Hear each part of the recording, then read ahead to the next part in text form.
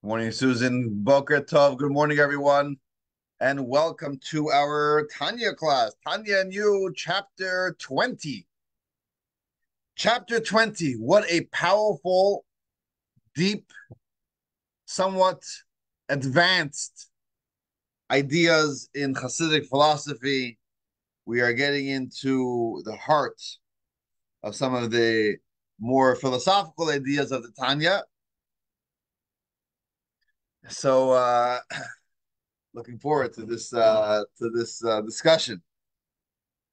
So, in general, the Tanya, as we know already from the 19 chapters that we have studied, the Tanya is here.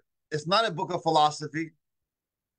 It's not a book of uh, theology per se, just to understand the greatness of God or things like that.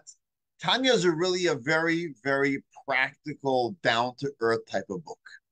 The Tanya is really here. It's a guide to life, how to live a life as a Jew, how to live a life as a chassid, which basically means how to be more in touch with our neshama, how to build a healthy relationship with Hashem, how to stay in control,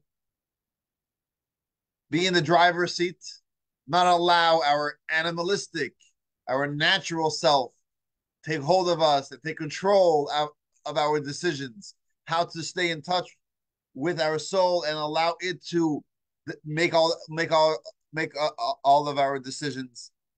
This is really what Tanya is here to talk about and to teach us. At the same time, there are also more philosophical ideas that the Tanya has to teach us, but not just for the philosophy of it per se. It's not a book of theology of just for the intellectual stimulation that it gives, which is great. All of the philosophy, the Hasidic philosophy that we have in Tanya, is really all with a focus of how is this going to practically help me become a better person? How is it going to help me develop my character, become closer to God, be a better Beinoni? That's really what it's all about. So, chapter 20 through 25, the next 5 chapters, develops the idea, which is more on the philosophical side of things. And it's really here to answer a very important question. And the question is how to be in touch with this hidden love and connection that we have with God that isn't always on the surface. So we develop this idea over a few chapters. So kind of just to bring us up to speed where we're at in the Tanya. We started in chapter 18 and developed this in 19 as well, talking about this verse that it says that Moshe told us before he died. That serving God is very, very close to you. It's easy in your heart, in your mind, in action. And what does it mean it's so close? So the first half of the Tanya spoke about how we develop a relationship, how we develop an emotion.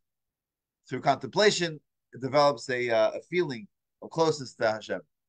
In chapter 18 and 19, we introduced a new type of connection that we have with God that's always there. It's an inheritance from our forefathers. And when it's revealed at the moment of when our religion, when our identity is questioned, when people were taken to the crematoriums, to the gas chambers, then they said, "I am a Jew." When we experience a challenge that questions, are we Jewish or not? It questions our core being.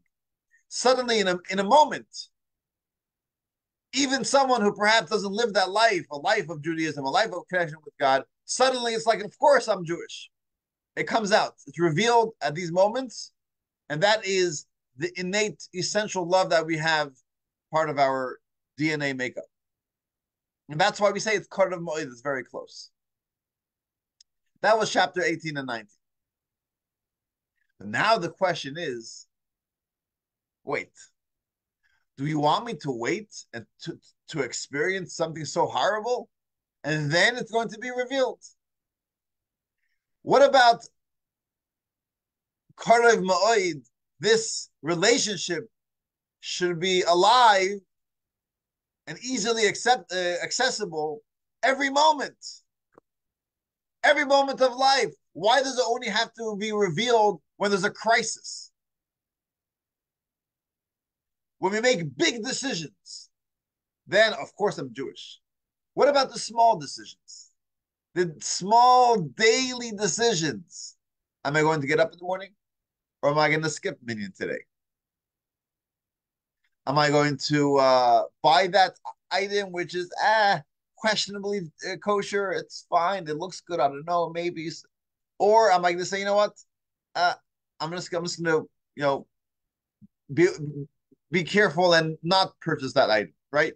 So many small little decisions that sometimes we kind of forget who we are. We forget about a relationship with God, and we kind of just say, you know what, this just feels better. It's easier. No one knows. It's not a big deal. That's the question. Karav Moed, this relationship with God should be at every moment. It shouldn't only be with the big decisions, the big crises. It's a question about my identity. Oh, suddenly I'm the strongest Jew. Today we have, unfortunately, lots of our neighbors are speaking up against us. We have anti-Semitism, and suddenly we're standing strong, which is important. But what happens when there's no one screaming, dirty words at us? We still have that strong Jewish identity in every decision that we make. That's what the Tanya is arguing. Where do we have that? Why is it ahava misuteres? Why is it a hidden love? How do we bring out this love that should be revealed every moment? That's the question. That's the big question. They say the story that in 1973, when the Yom Kippur War broke out, similar to after October 7th, what we saw is that hundreds, if not thousands, of Jews from around the world were traveling to Israel. For what reason? Were you called up? You are a reservist? No, I wasn't called up, but I'm going to fight. I'm going to fight for Israel's survival. And if it means that I'm going to die, I will die with my brothers and sisters in Israel. So after the Yom Kippur War, which unfortunately for the first, was a few days, a few weeks, it wasn't good for the Jewish people. Unfortunately, many Jewish Israeli soldiers were dying. People were traveling to Israel. They were saying, "This is a crisis. We're going to be there. If it means we're going to die, we'll die. We'll die for our Jewish people." And then, Baruch Hashem, the tables turned, and we're winning the war. And the war didn't take long. After a few weeks, the war was over. And then all these people started leaving. Okay, done. Mission accomplished. We can go home now. We can go back to our beautiful mansion in California. We can go back to our beautiful homes wherever we live. And we showed lots of courage for the Jewish people. We could go back home. So I think it was Golda Meir, or maybe it was someone else at the time, said, "Listen, you were willing to die with us, but you're not willing to live with us." And I think that's very profound. It's profound because when it comes to life and death, when it comes to our survival, we're there. We show up. But when it comes to live with us, everything is good. Everyone's happy. It's not a crisis anymore. Now, have something more important. And the same is true with ourselves. Like I mentioned previously, big decisions which really express who I am. Okay, we have an easier time with those decisions. But the small little decision, the daily little decisions that we make to live as a Jew every moment, that's a lot harder. So that's the question. That's the question that chapter 20 and all the way through 25 really deals with. And we deal with this from a more philosophical standpoint. And the gist of this idea that we develop over here, the gist is that ultimately we have to realize that the small decisions are really big decisions. The small decisions, which are an expression of our Judaism, should be viewed just as we view big, big decisions. When someone puts a gun to her head and says, "Are you Jewish or are you not Jewish? Are you right?" These same major, major statements should happen every moment and every little thing that we do. That's the idea that we develop over the next few chapters. So the chapter begins with talking about the first two commandments of the Ten Commandments. Anochi Hashem Elokecha, I am God your God, took you out of Egypt.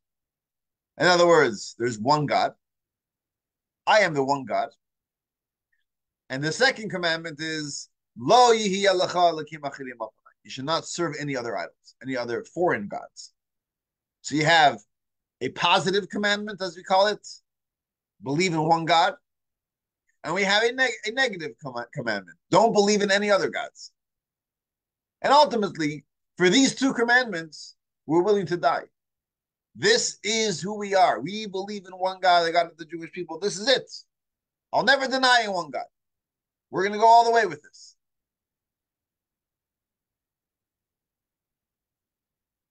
And this is, by the way, from the Ten Commandments. We know that these are the first two were the ones that we heard directly from God. After that, we couldn't handle it anymore. Parachon nishmasam, the neshama, their energy, their soul, couldn't handle being in a body experiencing such a high level of energy, of godly energy. It just had to leave the body. And then they were resurrected twice. And after that, they said, "This is too much. Moshe, you speak to us." So the first two that we heard were, "I am one God," and don't believe in any other gods. And the Tanya says that these two commandments are really the source. They are the root of all of the positive commandments and all of the negative commandments. There are 248 positive mitzvot in the Torah. There are 365 negative mitzvot in the Torah. And they're all really stem from these two commandments, the first of the two commandments. So every time you do a positive mitzvah, you put up a mezuzah on your door, it's really believing in one God. You keep Shabbat, one God. You put on tefillin, one God. You eat the matzah on Passover, you believe in one God. Don't steal, don't believe in any other gods. Don't eat non-kosher, don't believe in any other gods. Why? So this is what the Tanya argues. What is the connection between every of the positive commandments and all of the negative commandments to these two first commandments? So the idea that we develop over here now is that if we understand, and we'll see momentarily how, if we understand how each mitzvah is really, really the same important and the same idea behind it, that I believe in one God, so therefore every little mitzvah I'm going to treat as if this is me saying that there's one God. And if I come across a negative mitzvah and I view it that this is really believing in one God and not believing in another God, therefore I'm willing to really stand up and make these good decisions for every single mitzvah. So we don't feel that, right? We don't feel that every little mitzvah is these two commandments. These two commandments are major. The macro, they're like very heavy. But every other little mitzvah is seemingly insignificant. So we go on to this idea, explaining this idea from a philosophical standpoint of what does it mean to believe in one God? How does Hasidus understand the idea of monotheism, one God? So, in a very basic understanding, that one God and not two. We don't believe in two gods. We believe in one God, a single God. Back in the day, in ancient times, before Abraham, they believed in the God, the Spirit, the God of the wind, and the God of the rain, and the God of the light, and the God of the dark. There are many, many gods. And Abraham came around and said, no, they all stem from one singular God. There's one God, Hashem Echad. But Hasidus take this a step further. And it says it's not just one God, but there is a singular God, Yachid. The oneness of God really means that there is only God. Everything is really one extension of God. So not that there isn't another God, but there isn't another. There isn't anything other than God, which is a pretty radical idea. Avram says not that there is one God and not two gods, but there isn't anything other than God. Everything is Hashem. Everything is God. And this is what it says in the verse. Ani havaya lo shanisi. God says, I have not changed. Not changed. I am the same God before the world was created and the same God after the world was created. Really? I mean, we all change. You ever go back to like Google Photos or wherever you keep your photos, you go on your phone, you go back to a year ago, 5 years ago, ooh, 20 years ago. How did I look? How did I act? What was I wearing? Right? Right. It's so many years ago. So much has changed over this time, right? Everything changes. Everything changes. That's the nature of things. We all change. And when we have an accomplishment, we have we wrote a book, we went somewhere, we had a child, we had a grandchild, we studied, we gained information, we were productive. We of course it changes us. It affects us. We're not the same before and after. But God says, no, no, no. Listen, I've accomplished something in my life. You know what God's resume looks like? On his resume, it says, I have created heaven. Small little thing. I don't want to boast about it. About that. It's not a big deal. I created heaven and earth. Really, God, it's amazing. How do you feel now? How do you feel about this? God says, no difference. No difference. Before I created the world, after I created the world, it made a zero change in me. I am the same God before and after. What does that mean? What does it mean that the world did not affect God in any way? That God is the same God before the world was created and after the world was created. God is one single, exclusive existence before the world was created and even after the world was created, which seemingly the world is a separate existence, right? The world is real. How do I know that the world is real? Because the Torah says the world is real. The Torah says, Bereshit bara Elokim, in the beginning, God created heaven and earth. The Torah's not lying. The Torah is saying the world is a real existence, right? You always have that, philosophical question where you start playing with your brain, right? Is the world real? Maybe we're just a brain in a jar, right? You ever heard that question, right? The Elon Musk talks about these things, right? Is it real? Or is it just fantasy? Is it just imagination? No, the Torah says the world is real. God created the world. It's real. Nevertheless, after the world was created, God is still a single, exclusive existence. Because the world isn't a something other than God. Hashem Echad. There is one God. All of the creations are all really one and part of God.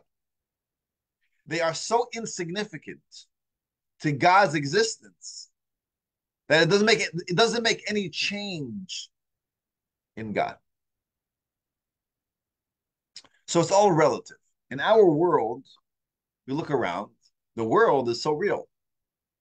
Of course, it makes a change. It's a major, major item on our resume. Created the world. But for God, the world is so insignificant. In addition to the world really being an extension of God, but even this new extension that He has created, the world, it's so insignificant. It's like everything is relative, right? So last week we were playing with fire. So I didn't bring a candle, but you light a candle in dark. What happens? It's light. Besides, last week we spoke about the nature of candle, it goes up, but the light of the candle, small little candle, right, dispels a lot of darkness. You have a dark room, you light a little candle, wow, look how much light one little flame is able to bring. You take that candle on a nice, bright, sunny day outside, and you bring the candle outside in the sunlight. Now what? Does your yard now suddenly light up? Wow, it's even brighter than before. No, nothing. It makes zilch, zero of a difference. Almost like there's no light from this candle. Nothing. Why? It's all relative. Compared to the dark room, yes, it's a lot of light. But compared to the bright light of the sun, I mean, what is a little candle compared to the sun? Right? It's nothing. It's all relative. And the same is true with the creation of the world. In regards to God, it's insignificant. It makes no change in God's existence. So Tanya says something interesting. Tanya uses an analogy from speech because God created the world using what? His speech. 10 utterances. There shall be light, and there was light. So God's words, God's speech, compared to God, is extremely insignificant. So he uses the analogy of speech in regards to the human condition, the human psyche. So generally, our desires, there's a hierarchy, right? How it gets developed. Let's take an example of food. I love ice cream, vanilla ice cream. I can't wait for Shavuos. We're having ice cream. Wow, very exciting. So where does it begin? This excitement and this passion for ice cream. So it first begins with a mental awareness. It starts with the intellect. There's a intellectual recognition that this is good, right? If I don't even recognize, I don't know what it is, then I'm not going to have a feeling for it. So it begins with a intellectual recognition, a mental awareness of ice cream, of the goodness of ice cream. I think about it consciously, subconsciously, it's in my mind. And then it goes to my heart. I now have a emotion in the heart, which is a very raw and pure emotion. There's no words for it yet. There's no description for it yet. It's just an emotion. But from there, it quickly goes back to the mind, to the brain, and we start thinking about it. Once we start thinking about it, there's already language. I already could describe it. We think with words. We think with English words, with Hebrew, right? With thoughts already have some type of description. It limits it in a way. It's not as raw and pure, but it already has a structure. It has a description. And then these thoughts move to our mouth, and we actually speak about it. So you take one word and you compare it to the potential of words that you have. How many words could you speak? By the way, how many words do you speak every day? I think in a year, or an average person speaks 8 to 10 million words a year. But you have the potential, and I know someone who speaks a lot more than that, right? You can speak unlimited amount of words. What does one word, how significant is one word compared to all of the words that a person does speak? And how is it compared to all of the words that a person potentially could speak? One word. I made a resolution I'm going to speak less. So I refrained from saying one word. I could have said an extra word. I held myself back. I mean, it's a joke, right? One word is insignificant. That's comparing to my actual speech or my ability to speak. What does one word uttered compare to the words in my thoughts, which are obviously way more and way more refined and on a different existence, a different level. How does one word spoken compare to the thoughts, the words of my thought, the language of my thoughts? Insignificant. How does one word compare to my raw emotions in my heart? How does one word compare to this mental awareness, which is totally beyond any type of description? How does one word compare to the powers of my soul? It's totally insignificant. So the same is true, Tanya says, with one word compared to God Himself. So God created the world, but the insignificance of the world, that it all it was 10 utterances. He said a few words, but to compare that to God Himself, so much beyond it. It's like a little candle in the bright sun. That's why it's insignificant. And this idea will continue next week in chapter 21. But this is how he begins developing this idea of the insignificance of the world and how the world is really an extension of God. It does not change God, and it's all one thing with God. So this is how we begin this idea. Like I said, it's a little bit, it gets a little bit philosophical, but it always kind of comes back. It ties in to what does this mean to me practically, how I am able to be more in tune with my relationship with God in every moment of my life. So that is our little thought for today. Is chapter 20 of Tanya. Powerful chapter. Like always, read it inside to get the full scope of the ideas of the Tanya. And hope to see you next week for chapter 21.